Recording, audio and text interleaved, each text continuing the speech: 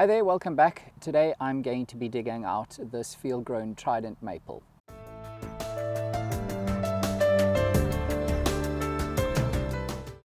It's now a very early spring, and this is the ideal time to dig up deciduous trees from the ground if you've been field growing. This is a tree that I've been developing for a number of years now. The tree has been grown and chopped back several times. It's now the size that I want it to be, and the trunk is of a girth that I would like to start developing the structural branches with. So you don't really need that much to dig the tree out. You're not going to need much other than a spade, although a lopper can also be quite useful to quickly cut through roots that you're not going to be needing or want to shorten.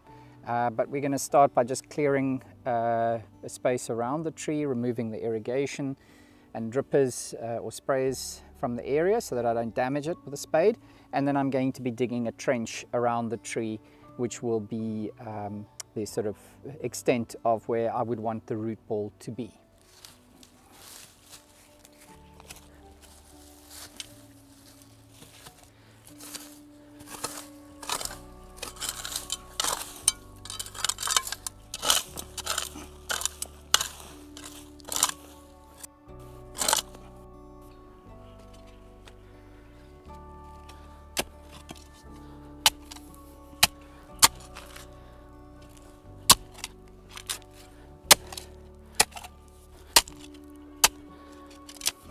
So once you've finished digging all around the tree, it's a good idea to dig a little bit of an undercut. Most of the roots, depending on the species, but most of the roots are going to be growing horizontally, not as a taproot, in other words, straight down. If you also, when you planted the tree, if you planted it as a cutting or perhaps a layering or something, in other words, you started with a very horizontal root ball, that's even better. So you should get no tap roots. So once you've severed the roots growing horizontally, then it's very likely that the tree can be removed.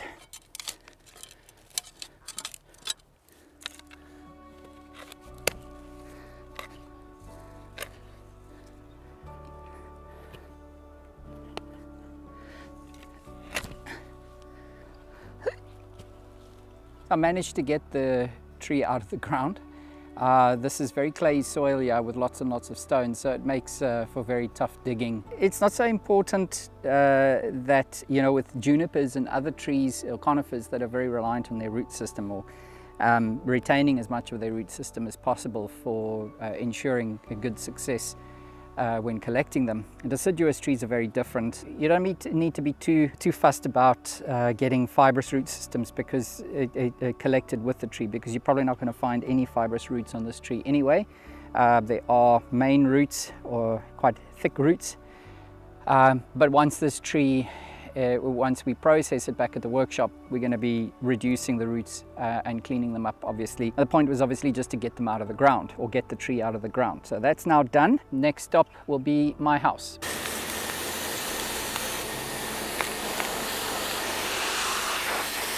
Once you've finished cleaning off all the field soil and all the stones, then the next step is that you're going to soak the tree. And I soak the tree in a solution of water and disperin.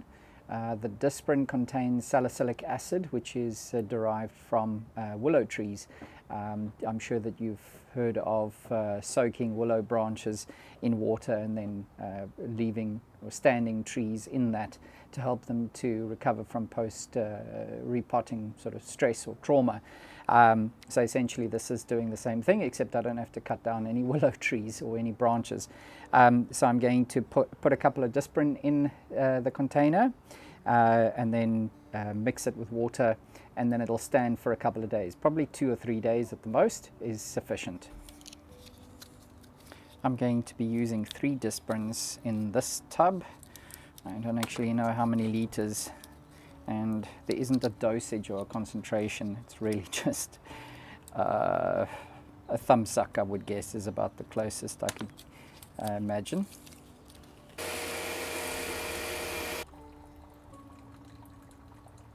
A few days have passed now, and the tree's been soaking in the solution of Disprin and water. This is really just to allow the tree to absorb as much water as possible, sort of saturate the tree with liquid, because of course having all of its roots removed, it's going to be impossible for it to take up water for a while until it pushes out new roots.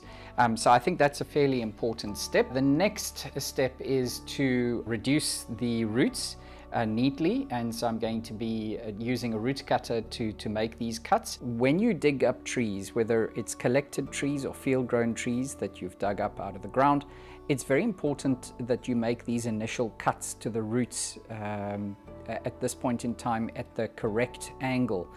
If you were to allow this root to develop new roots as it is, you're going to have roots coming out at the edges of the cambium, the live tissue, at this point, and it's not going to look very nice, because you don't want roots to it's going to be difficult to build up a good root spread from roots that are coming out all around this essentially cylindrical shape. What you want is to cut the root at a downward facing angle so that the roots all will come out at a horizontal in a horizontal orientation, and also the scar to the bottom. If you don't treat this cut any further, you're going to have roots coming out on all the edges, which is not going to be work very well, or it's not going to be a good solution. Another option would be to cut the roots at this sort of angle, and unfortunately sometimes you don't have an alternative but to cut them at this angle, depending on how the root is actually laying. If you imagine roots coming out here, this root will more than likely be exposed eventually, and then you're going to have roots coming, if roots do issue from right around the circumference here. These roots you probably do away with, but you'll keep these, but then you're going to be sitting with this exposed scar. So this kind of angle, a 45 or whatever degree angle, but facing up, is less than ideal, but sometimes unavoidable. So looking at it from this angle, you can see the cut is facing down, and you see no scarring, which is this is the most preferred angle, if I can put it that way, to cut the roots at. So what I'm going to do now is I'm just going to recut all the roots that I cut in the field cleanly. That'll make for quicker healing. And then also just the surface roots, or the roots that I'm going to be developing the nabari or future nabari with, those ones have to be cut at a very specific angle, as I've just demonstrated to you. So these downward facing roots can be reduced as much as possible. This is not only important for fitting the tree into a container, but you don't want to encourage downward facing roots anyway. So you're going to remove those.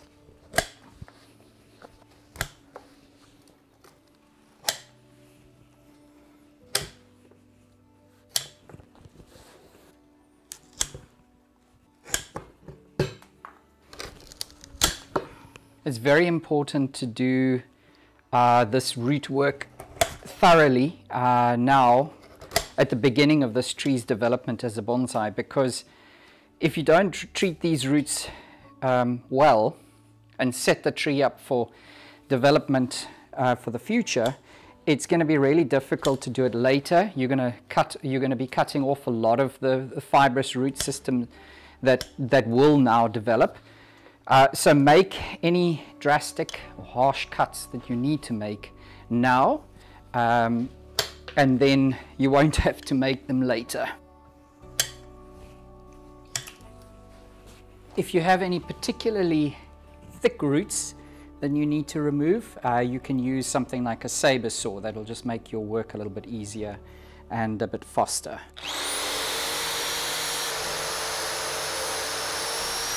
I've now completed treating the root ball, or cutting the roots. I've also just rinsed it. There was obviously some wood shavings from the cutting. My goal is always to, as close as possible, to prune the tree or cut the roots in such a way that the tree can firstly stand on its own. One step further would be that it stands more or less at the angle that I actually want to plant it at. It's pointless if you have pruned roots at a certain angle, but you want to completely change the angle in order to, for your planting angle. And this might expose some of those cuts, or it might, raise it, and then there's a hollow underneath in order for you to get that angle. So when you are making those cuts, I gave you individual or guidance for making individual cuts, but then the guidance for making the overall cut, or for the base of the cuts, or the base of the tree, those cuts overall should be at an angle that you ideally want to stand the tree at when it's potted up. The next step is going to be to plant the tree in some growing media. If you have a container, a ceramic container, preferably unglazed, but if you have a container that is of a suitable size to plant the tree in, that's wonderful, use that. If you don't, or if you prefer, use a wooden box. Wood is a great material to use as a temporary planter for your collected tree. The wood is a good insulator against extreme heat, cold fluctuations, and also what's great is that you can fabricate it fairly easily, and I'll put a link into a video that I did of making a box, but I mean there's many different ways of making boxes, of course. Essentially it just needs to be strong enough. The wood that you use, I know some people make a big thing of that the wood can't be treated with any kind of preservatives. I honestly have been doing this for many years, never had a problem with using treated wood. My wood is what in South Africa what we call CCA treated. Really you can just use any material because it's a temporary solution. You don't need it to last for 20 years, you just want it to last for maybe 2 years or so at the maximum. The most important consideration is the size. So you don't want to make the container too large. Don't fall into the trap of thinking that if you make it a big container that the tree is going to grow extremely well. You must just remember that the tree, you've removed all the roots. It is now going to take some time, at least the first year, to recover and generate some new roots from energy reserves that it has in the trunk that you've now dug up. So what you need to be quite cautious of is overwatering, in fact, because the tree is not going to be able to take up the water from the soil. And so by putting it into a large container with a lot of soil, and especially a very water retentive soil, the problem that you're going to have is that there's going to be so much water in the system that any roots that are issued from the tree may rot.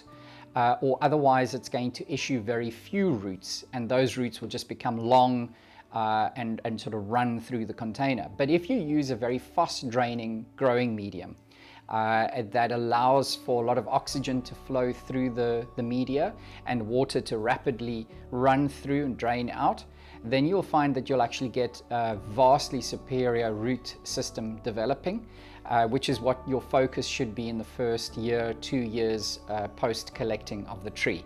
So I'm going to be using a mix of equal parts pumice, lava, akadama, as typically a mix that you would use for conifers, of course. It's a very fast draining medium. The benefit of having the akadama in there is that it's got a very good CEC value, and that'll hold on to nutrients, so that'll help to fertilize the tree. The lava stone and the pumice drains very well.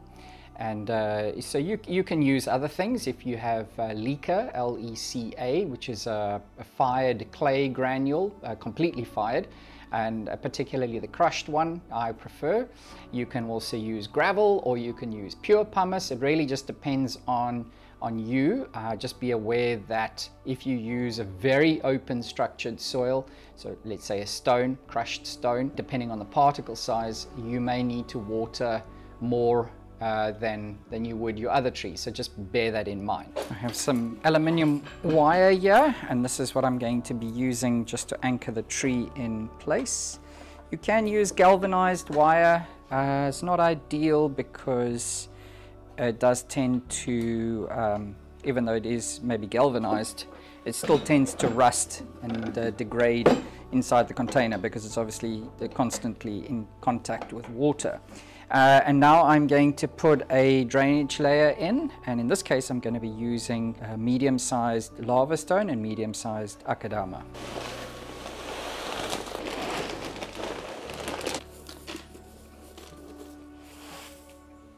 Okay, that's about right. I'm just going to secure the tree in position, and just to make sure that the wire does not damage the tree or the roots, I'm going to just cover this with some rubber hose.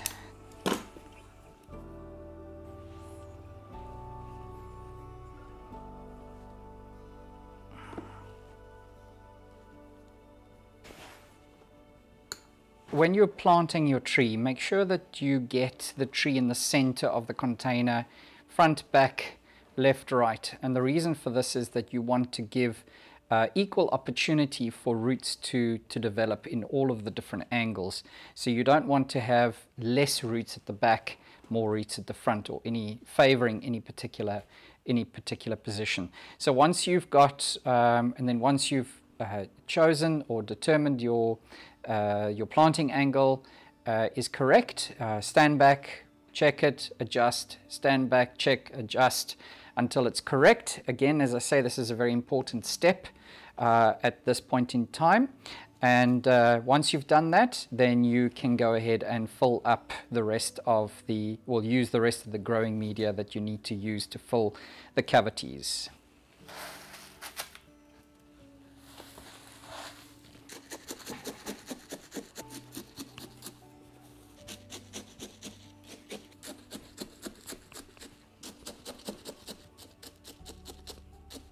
Potting of this tree is now completed.